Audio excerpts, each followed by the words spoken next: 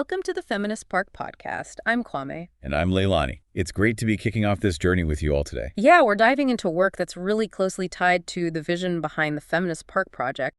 Imagining these truly equitable public spaces, starting with the idea for an intersectional feminist park right here in Berlin. Exactly. And this podcast, well, it's kind of an extension of that.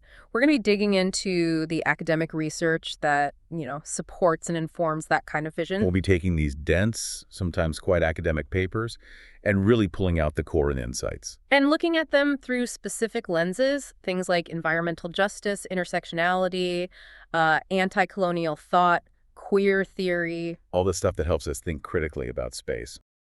I want you to start off today by doing a little mental exercise with me. Okay, I'm game.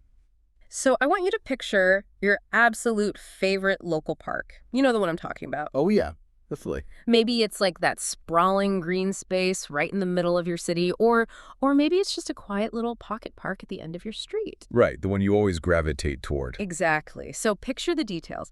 Maybe there's a massive ancient oak tree that throws this perfect, cool shade over a couple of wooden benches. You can probably hear the ambient sounds, right? Kids yelling as they play a pickup game of soccer, the rhythmic thud of a basketball on the asphalt. The jingle of dog collars. Yes, dog collars, couples laying out blankets for picnics. Take a second and actually put yourself in that space. It's a nice space. It is. And when you imagine standing there, breathing in the air, what words bubble up to the surface of your mind?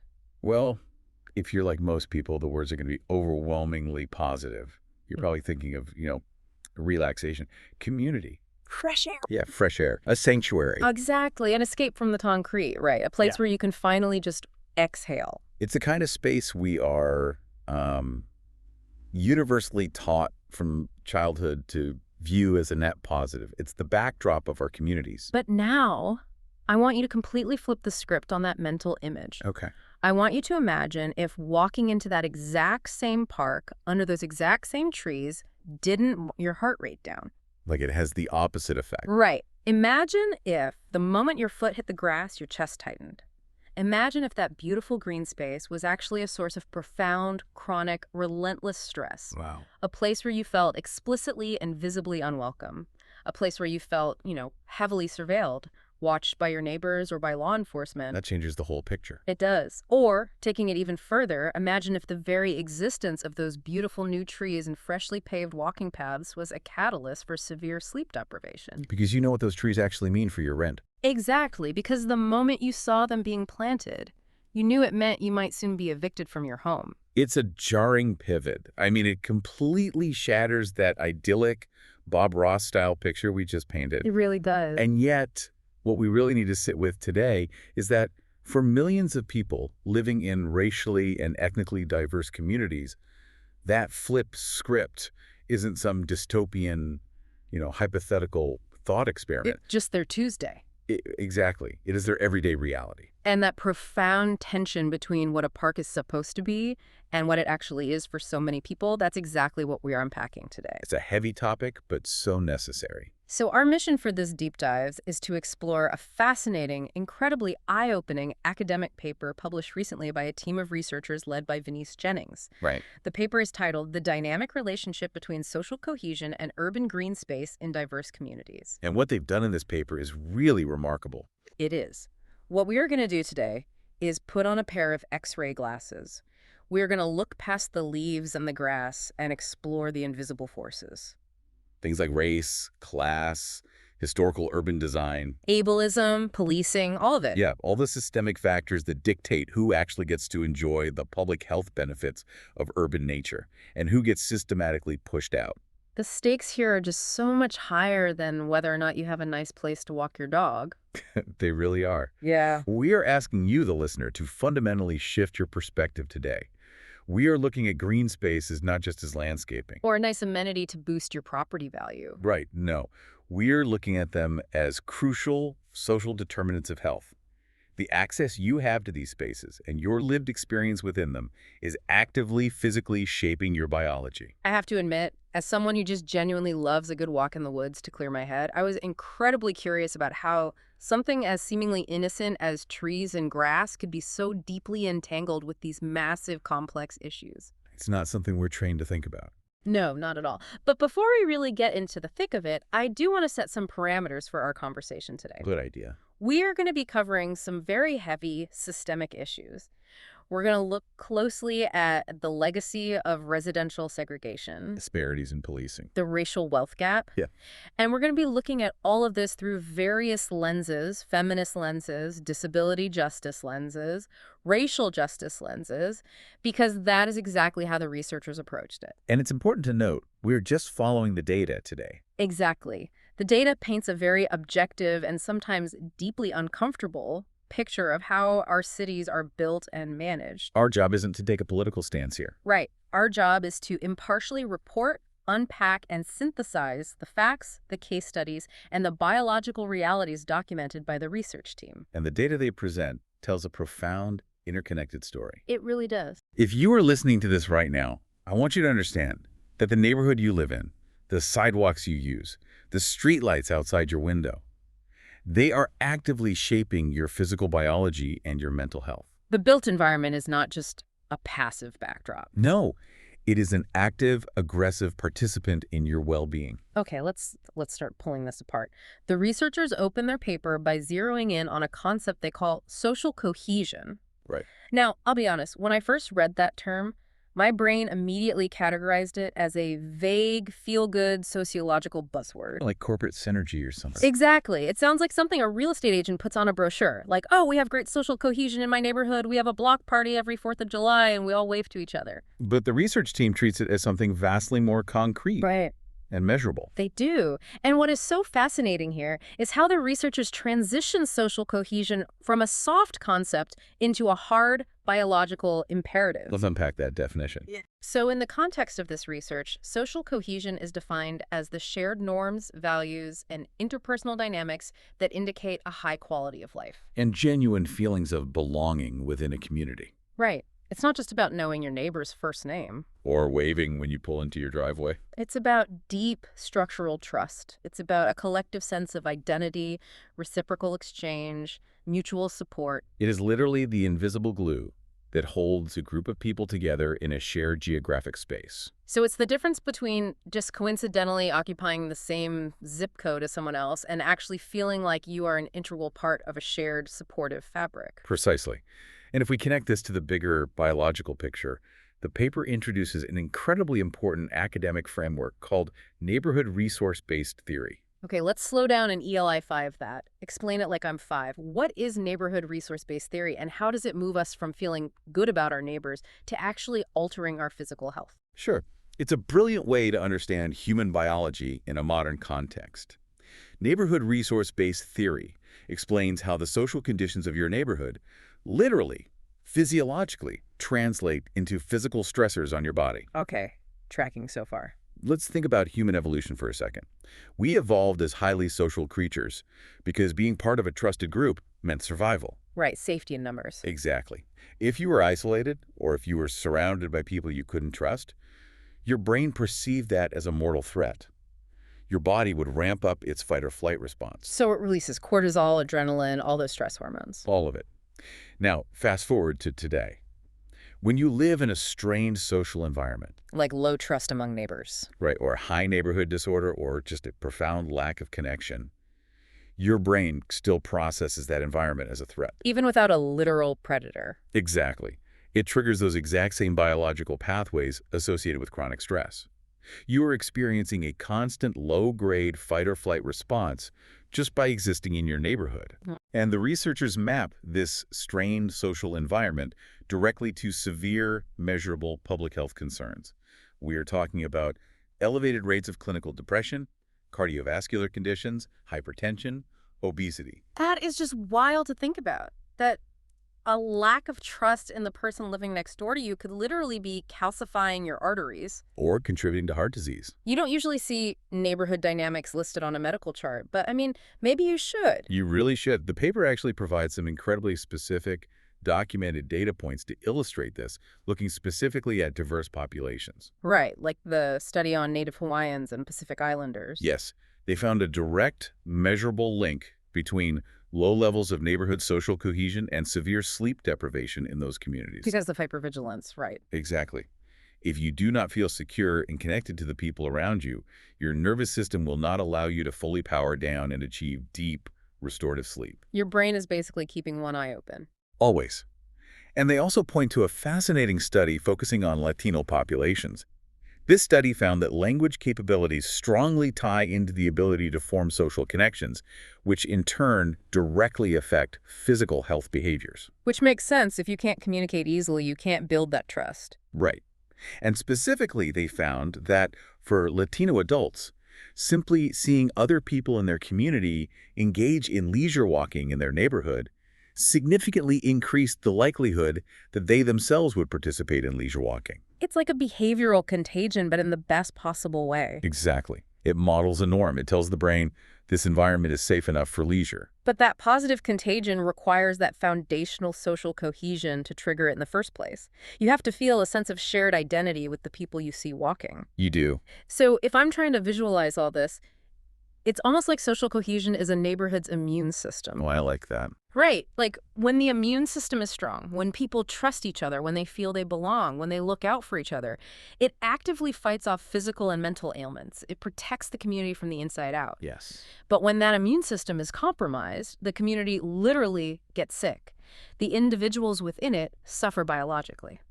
That is a phenomenal analogy. And to underscore how serious this is, the U.S. Surgeon General has actually issued advisories highlighting loneliness and social isolation as a major public health crisis. Didn't they compare it to smoking? They did. They stated that the mortality impact of social disconnection is similar to that caused by smoking up to 15 cigarettes a day. 15 cigarettes a day just from being lonely. Yes. And urban green spaces, your parks, community gardens, greenways, they have this incredible, almost unmatched potential to act as the incubator for that immune system. They give people a place to connect. Exactly. Yeah. They can buffer the effects of loneliness and isolation. But, and this is the massive caveat the researchers present, they can only do that if the broader social environment actually allows it. But, okay, I have to stop you there because that brings up a really crucial chicken or egg question. I think I know where you're going with this. It sounds a bit counterintuitive. Like, is a park just a mirror of the neighborhood? If a neighborhood already has a great immune system, then obviously the park is going to be great and highly utilized. Right. But what if the neighborhood is struggling? Can a park actually create this immune system from scratch? Like if a city just drops a beautiful new park into a highly disconnected, low-trust neighborhood, does social cohesion just magically bloom like the flowers they planted? You would hope so. I mean, planners definitely hope so. Right. But the data actually shows the exact opposite. Really? Yeah, you cannot just drop a park into a disconnected environment and expect it to cure the neighborhood. The relationship between green space and social cohesion is deeply intertwined, multi-directional, and incredibly fragile. So it's not a silver bullet. Not at all. A park can facilitate social cohesion. It can give it a place to grow, but it cannot overcome a deeply toxic social or built environment on its own. Dropping a beautiful park into a neighborhood that has been systematically neglected is like putting a Band-Aid on a broken leg. Because the underlying bones are still broken. Exactly. You simply cannot separate the social fabric of a community from the literal, physical concrete it is built on. The social environment is, in almost every measurable way, dictated by the built environment. Which brings us perfectly into the literal architecture of our cities. Let's talk about the built environment. This is where things get really stark. Because when you and I, or the listener, think about city planning, we usually just picture some municipal worker deciding, where to put a stoplight, where to route a new bus line. Where to put a swing set. Right. It feels very utilitarian and neutral, just geometry and traffic flow. But the research team is making a very different argument. A completely different argument. They are arguing that these physical blueprints are not neutral at all. They are actually enforcing historical inequities and actively shaping who gets to be healthy. They are entirely non-neutral. To understand the built environment today, we have to look backward at the legacy of residential segregation. Things like redlining. Exactly, historical redlining, where lines were literally drawn on maps to deny services and loans to minority neighborhoods. That legacy dictates how people are allowed to move and interact today. Because the infrastructure from those maps is still there. It's still there. The paper dives deep into how this legacy has led to a vastly unequal distribution of the built environment's benefits. It's not just about whether you have a park within walking distance. It's about the quality of the walk itself. Yes, it's about whether your streets are physically walkable without risking your life in traffic. It's about who is forced to live next to highways and is therefore exposed to disproportionate levels of particulate pollution. And tree canopy. The data point in the source that genuinely stopped me in my tracks was about tree canopy. It's shocking, isn't It it? seems so basic. It's just trees. But according to the research, areas with higher populations of Black residents have significantly lower tree coverage compared to predominantly white neighborhoods. It's significantly lower. And it gets worse. The data shows that areas with large Hispanic or Asian populations sometimes have absolutely no tree coverage at all. Zero. Just exposed concrete and asphalt. Let's really pause and visualize what no tree canopy means. Okay. Because we often dismiss trees as merely aesthetic, as if they just make a street look nicer. But a lack of tree canopy is a direct, measurable hazard to public health. Because of the heat. The urban heat island effect. Concrete and asphalt absorb solar radiation all day long, and they radiate that heat back out.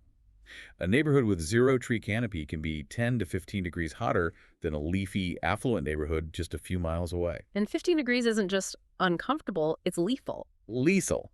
That temperature difference directly leads to exponentially higher rates of heat stroke, heat exhaustion, and severe cardiovascular strain. Especially for the elderly. Particularly the elderly and those with pre-existing conditions. So the historical act of segregating a city and the subsequent municipal decisions to deny certain diverse neighborhoods green infrastructure. Those are acts that continue to actively biologically harm people today. Exactly. It is the literal physical residue of segregated spaces baking in the summer sun. I want to ask you, the listener, to think about your typical commute or the walk you take around your block in the evening. Look at the physical space around you. Are there wide, even sidewalks? Is there a continuous canopy of shade from mature trees? Are there benches placed at regular intervals? Are the crosswalks clearly marked? When you look at the physical space around you, you have to ask yourself, who was this space actually built for? Because the design choices you are looking at are rarely accidental. Right, and we can see exactly how powerful and transformative inclusive design can be when it's actually intentional. Oh, the study from China? Yes. The researchers cite this phenomenal positive example from a study conducted in China, which brings in a vital disability justice lens. This is such a great example. They looked at community gardens. Historically, community gardens are built with raised beds or ground-level plots that are completely inaccessible to someone using a wheelchair. Right. The physical design of the space basically tells the wheelchair user, you do not belong here.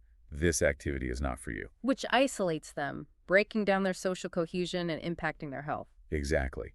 But in this study, they looked at community gardens that were specifically designed with explicit wheelchair accessibility. Like proper path widths. Right. Path widths, appropriately elevated planting beds, accessible tool storage, and the findings were incredible. What did they find? They found that when the environment was designed to be inclusive, it led to significantly higher social capital. The gardeners who used wheelchairs were able to actively participate, and as a result, they displayed stable, long-term social connections. It proves that when the built environment removes barriers, social cohesion flourishes. It does. The physical environment invited them in, fostered interactional justice, and created real community. I love that example because it shows that a raised garden bed isn't just a wooden box, it's a tool for social equity. It changes the physical eye-level interaction between an able-bodied person and a wheelchair user. That's a great point about the eye-level interaction. But, okay, let's play devil's advocate here for a second. Let's say a city government reads this research. They say, okay, we acknowledge our history. We have a highly diverse neighborhood with terrible infrastructure and zero tree canopy. We are going to fix it. The big municipal promise. Right. We are going to build them a massive, beautiful park. So the park is built, the physical space exists. Problem solved, right? You would think that's the end of the story. But the researchers point out that the mere existence of a green space is nowhere near the finish line. Of course not. In fact, if a green space physically exists in a diverse neighborhood, its value is often completely undermined by how it is treated after the ribbon-cutting ceremony. Which brings us to maintenance and leisure. The double-edged sword of maintenance. Let me throw an analogy at you, because this part of the reading really frustrated me. Let's hear it. Building a park in a diverse neighborhood, taking the photo op for the mayor, but then refusing to actually allocate the budget to fund its maintenance. It is like inviting someone over to your house for a dinner party, but when they arrive, you make them eat off a dirty plate at a broken table in the corner. Oof. Yeah. Right. You can claim you included them. You can say, look, they are in the room. But the reality is, it's an inclusion that actually functions as a deep insult. That is a very visceral, incredibly accurate way to put it, and it aligns perfectly with the sociological findings. Because maintenance is a signal. The source text deeply examines how maintenance, and we were talking about basic things like repairing broken playground equipment, emptying the trash cans, replacing burnt-out lighting acts as a literal gatekeeper to social cohesion. A lack of maintenance isn't just an eyesore. No, it sends a loud psychological signal to the residents. The researchers call it a signal of neighborhood neglect. It essentially tells the people living there, the city does not value you enough to empty your garbage. Exactly. And there is stark, quantitative proof of this disparity. The researchers didn't just hypothesize this. They cite comparative studies done in various cities, including specific research out of Birmingham, Alabama, and Greensboro, North Carolina. What did those studies show? The findings were undeniable. When they audited the parks, they found that the parks located in affluent, predominantly non-Hispanic white areas were consistently clean, well-lit, highly maintained, and featured updated amenities. And the parks in diverse areas? The parks located in racially and ethnically diverse areas or lower-income areas in those exact same cities suffered from deep systemic neglect. They lacked the funding for basic upkeep. And what does that do to the community's immune system, that social cohesion we talked about? It suppresses it entirely. This massive disparity in aesthetic appeal and basic maintenance directly suppresses the development of social capital. If a park is covered in broken glass or the lighting is completely busted, making it dark and uninviting, people aren't going to use it for leisure. They aren't going to let their kids play there. No.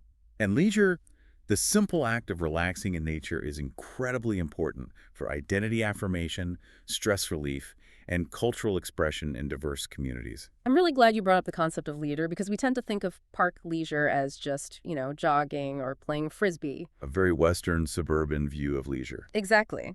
But applying a migrant and intersectional lens, the paper talks about how nature-based leisure is often a profound tool for trauma recovery and cultural survival. They share this incredibly powerful example of community gardens in Canberra, Australia. Yes, the Canberra example. These specific gardens acted as vital, safe spaces for refugee communities. For these migrants, gardening wasn't just a weekend hobby. It was a lifeline. It provided a place of experimentation. It provided a physical space to literally attune to the soil and climate of their new environment. And to grow culturally relevant foods that they couldn't find in local grocery stores. Right, and a space to share cultural knowledge with the younger generation. It was essential for migrants who had been displaced. But that lifeline is instantly severed when the space isn't maintained. Or worse, when the environment becomes actively hostile. Which happens far too often. The research team documents a phenomenon they call traumatic experiences in nature-based leisure. This is when diverse populations attempt to use green spaces but face environmental racism. Unequal treatment by local authorities. Or just overtly unwelcoming behavior from other park goers. And those traumatic experiences act as an invisible fence. You don't need a padlock on the gate if the environment itself is hostile. It prevents marginalized communities from reaping any of the physiological or mental health benefits of the green space. Which naturally, inevitably bleeds into the most critical and frankly the most highly debated element of park access: safety. Safety is a minefield in urban planning. It is, because we generally think of safety as a universal, unquestionable good.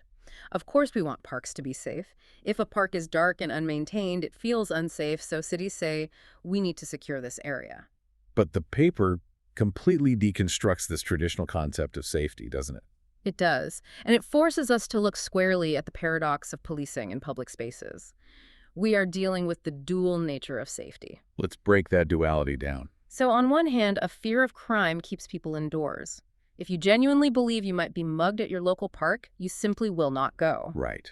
This fear lowers physical activity, it isolates individuals, and it degrades the community's social cohesion. So logically, municipal governments implement safety measures to reduce crime and encourage park use. But the enforcement of that safety, the methods cities use to secure a park, often targets, profiles, and traumatizes the very minority communities the park is ostensibly supposed to serve. I really struggled to wrap my head around this part of the reading because it feels like an impossible, inescapable knot. It's a vicious cycle. The research says we need parks to be safe from crime so people will feel comfortable enough to use them and build trust. But the primary tool that cities almost exclusively rely on to create safety, Which is increased policing, surveillance cameras, strict ordinance enforcement. exactly. That tool is the exact thing driving Black and Latino residents away from these spaces. How do we square that? How do we break that loop? We have to start by differentiating between objective safety and perceived safety. And more importantly, we have to ask whose safety is being prioritized by the system. That's the real question. The researchers analyze the intersection of race, policing, and park use, and the findings are incredibly sobering. They discuss the concept of racialized trauma experienced in outdoor spaces. Let's get into the specific case studies the researchers provided, because the examples are jarring. Let's look at Chicago's Bloomingdale Trail. Also known as the 606. Right. This was a massive, highly celebrated urban greening project, an elevated park built on an old railway line running through several diverse neighborhoods. Sounds like a huge win for the city. It was billed as one. But the research found that when the trail opened, community policing efforts specifically targeted racially diverse youth who were using the space. And we have to look at the mechanics of how that happened. It wasn't just police acting on their own in a vacuum. No, it was driven by the community, well, a specific part of the community. The presence of these diverse youth who were from the existing neighborhoods, mind you, using the newly designed space in perfectly normal ways led to a massive increase in non-emergency 311 and 911 calls to the police. And who was making those calls? These calls were predominantly made by other, likely newer and more affluent white residents who felt the youth were a nuisance or didn't belong in the shiny new park. The affluent residents weaponized the police to enforce their own comfort levels. And what does that do to the community? It completely shatters social cohesion.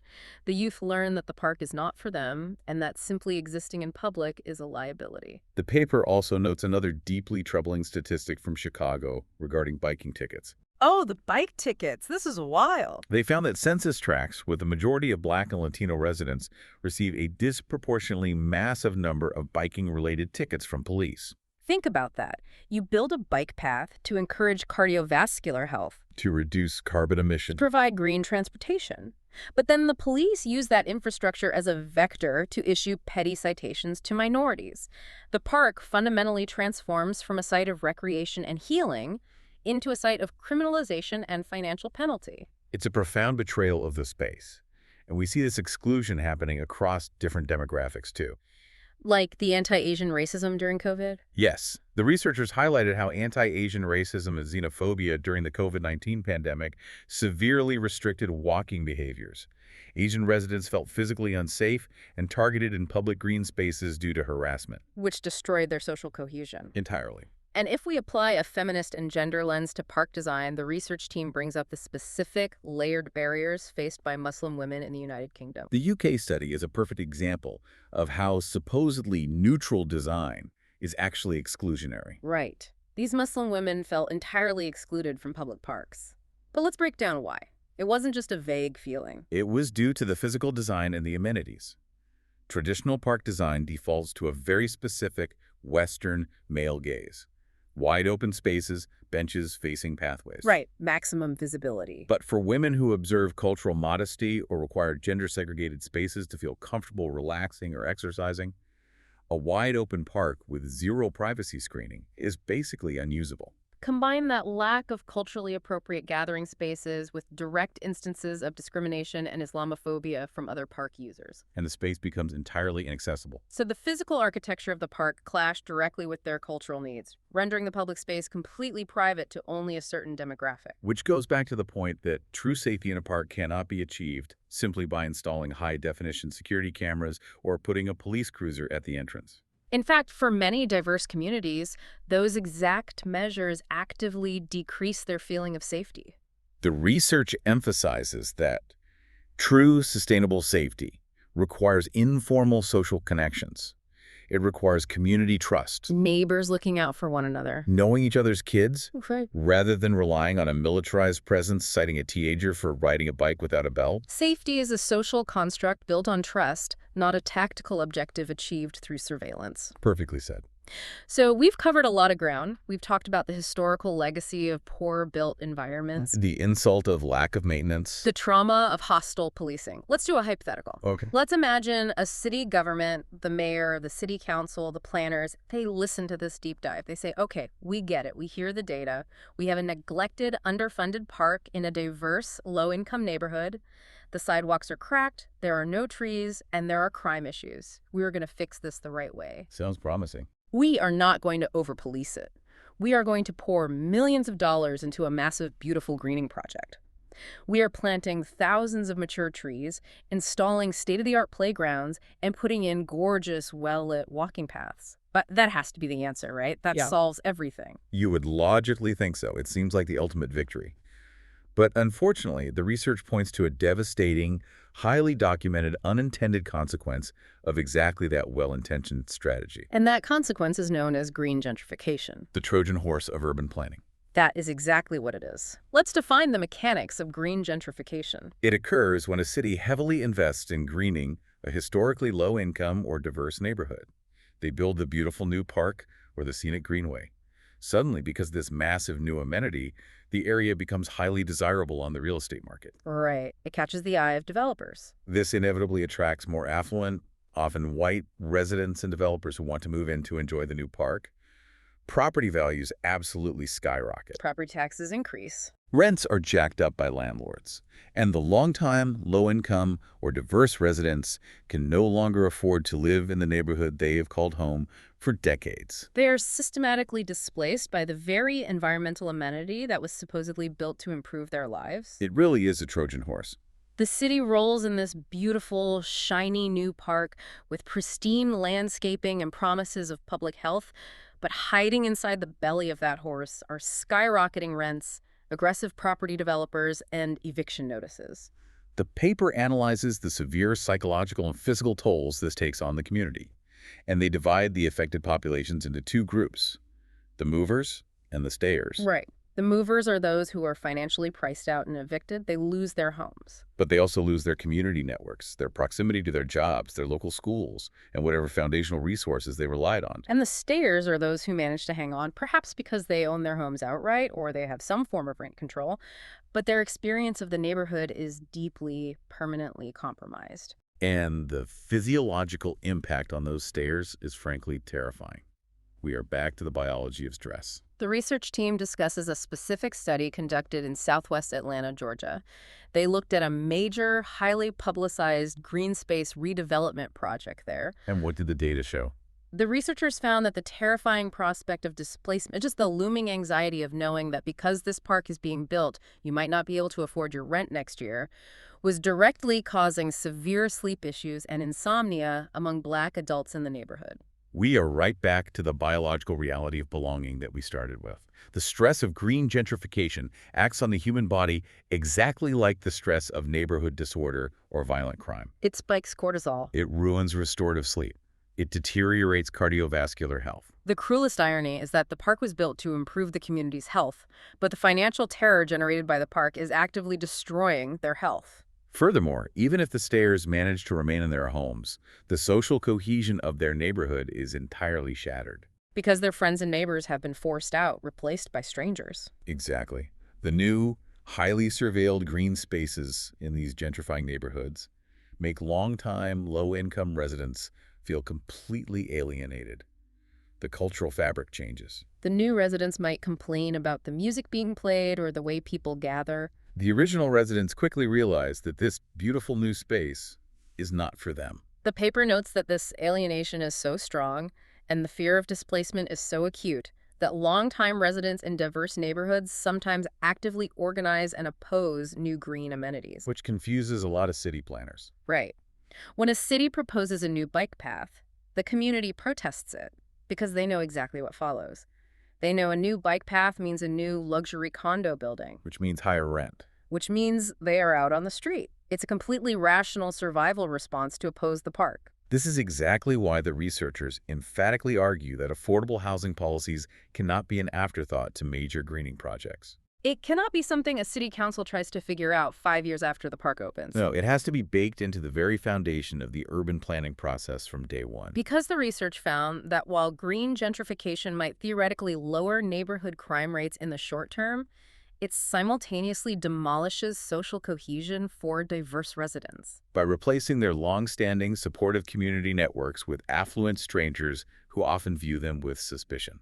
Okay, we've pulled a lot of heavy threads here today. We've talked about the human HPA axis and stress hormones, the historical legacy of concrete and redlining, The deep indignity of broken park benches. the trauma of over-policing and weaponized 911 calls, and the absolute nightmare of real estate displacement. If I'm a listener trying to hold all this in my head, how do all these individual threads weave together into a cohesive picture? The researchers actually provide a master key to understand this entire ecosystem.